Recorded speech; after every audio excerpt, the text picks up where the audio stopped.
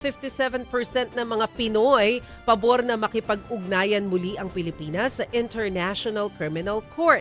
Ayon sa bagong survey ng Okta Research, umabot sa 85% ang may kaalaman tungkol sa ICC. Lalo pa itong naging sentro ng usapan matapos maaresto si dating Pangulong Duterte noong Marso kaugnay sa kampanya kontra iligal na droga. Pinakamataas ang suporta sa Metro Manila, Luzon at Visayas. Habang pinakamaraming tutol sa Mindanao kung saan matagal na nagsilbi si dating Pangulong Rodrigo Duterte.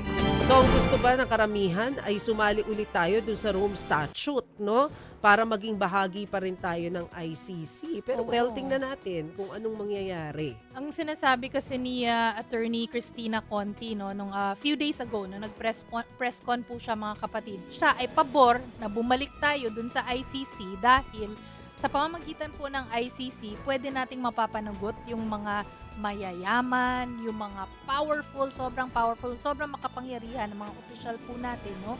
Na ang crime nila ay against humanity. Yeah. Yun. But of course, yan po ay mula sa punto de vista ng mga Yes. naging biktima ng EJK bilang Yes. counsel po nila. Ang sinasabi naman ng kabilang sa kampo naman ni na FPRRD, pagka bumalik ka sa ICC, parang eto na naman, sinusuko na naman natin yung sarili na naman Soberanya nating na naman. sovereignty. Kasi isipin natin, ang ICC pakikialam sa judicial system ng Pilipinas. Yan ang ipinupunto naman po nila. Ha?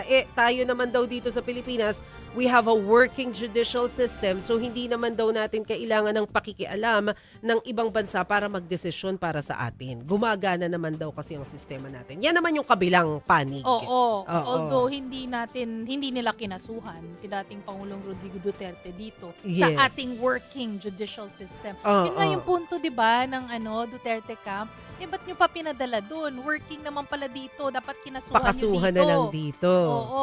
Ang sabi naman ni Secretary Boying Remulla, nasira na daw yung mga ebidensya. Sabi ni Attorney Carranza, paanong nasira yung ebidensya? Nakapag-submit nga kayo ng case file sa ICC, di ba? Ibig sabihin, may records, may ebidensya. Hindi sila nakikipagtulungan sa ICC. Oo, sabi nila. Oo. Di ba? Sabi Oo. nila. Actually, indirectly daw. Oo. Hindi sila directly tumutulong.